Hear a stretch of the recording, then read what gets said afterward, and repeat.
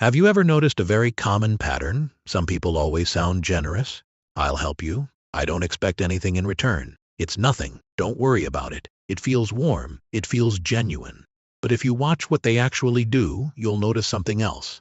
They almost never lose. This is not a coincidence. It is a survival strategy shaped by social selection. You can summarize it in one sentence: altruistic language, self-serving behavior. Why do so many people operate this way? Because language costs almost nothing, but the return can be significant. A single kind sentence can plant long-term goodwill in someone's mind, like depositing money into a psychological account, and it's essentially free. In behavioral economics, this is called a cheap signal, a signal that costs little to send but is perceived as valuable by the receiver.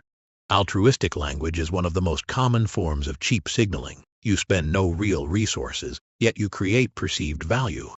You see this clearly in the workplace.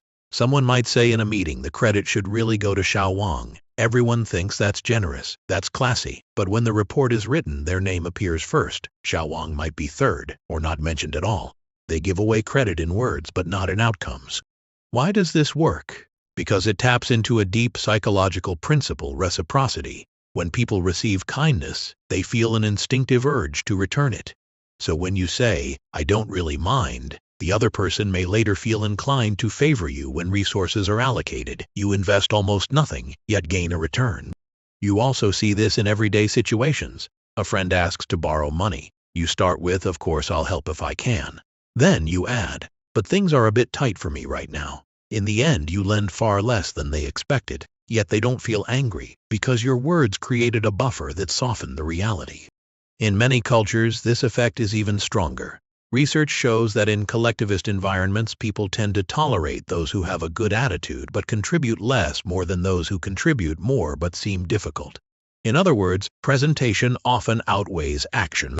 People who navigate social systems well usually follow a simple rule: package generosity into language, release it at low cost, keep benefits in behavior, and recover them efficiently. This is not talent, it is a learned skill. But there is a critical threshold. Altruistic language is not just about saying nice things. The real skill lies in managing the gap between what you say and what you do without making that gap obvious. Studies suggest an interesting range. When promise fulfillment stays between 40% and 60%, outcomes tend to be optimal. Too high, where everything is fulfilled, does not necessarily create advantage. Too low, where promises are rarely kept, destroys trust. The most effective strategy is partial delivery. Offer 100% goodwill in language, fulfill part of it in action, and retain the rest. Over time, every kind sentence becomes a kind of receivable in the other person's mind. It does not need to be repaid immediately. As long as you do not completely default, that credit can be rolled forward. In negotiation, this becomes even more obvious. Experienced negotiators often say, "I'm making a concession here," or "this part is a loss for me." It creates the feeling that the other side is winning. But in reality, those concessions are often pre-designed, things they never intended to keep anyway. There is a useful warning. If someone constantly tells you how much they are sacrificing, you should probably examine the numbers. People who truly lose rarely emphasize their losses. Even more interesting is how memory works. After a few months, people tend to remember what was said more clearly than what was actually done. Words leave a stronger imprint than actions. Over time, your image in someone's mind starts to resemble your language more than your behavior. But this strategy has a breaking point. If your fulfillment rate consistently drops below half, trust does not decline gradually. It collapses. Suddenly, all the goodwill you built can disappear almost overnight, and rebuilding trust can cost several times more than building it in the first place. History offers similar lessons.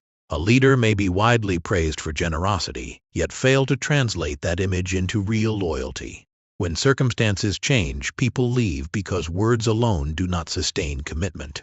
At a deeper level, people are constantly comparing what you say and what you do, even if they are not consciously aware of it. Their intuition keeps a quiet ledger, and in the long run, that ledger decides everything. So this strategy is, in essence, a short-term accelerator and a long-term risk. The more skillfully you use it, the more effort it takes to maintain the image, and once it breaks, the cost is high. Why is this so common? Not because people are worse, but because society overvalues language. From a young age, we are taught that those who speak well are rewarded. So many people invest in how to talk, not how to act. The result is a social environment filled with beautiful promises and discounted delivery. Trust becomes diluted. So what is truly rare? Not people who speak well, but people who say what they mean, do what they say, and then stay quiet. They are uncommon, but their long-term returns far exceed those who rely on words alone. And in the end, the efficiency of any system depends on one thing: the average alignment between words and actions. The higher it is, the smoother everything runs. The lower it is, the more energy everyone spends on doubt, verification, and protection. If you choose to be someone who sounds generous but acts strategically, you may gain in the short term, but at the same time you are increasing friction in the entire system. And that is the real survival logic behind language and behavior.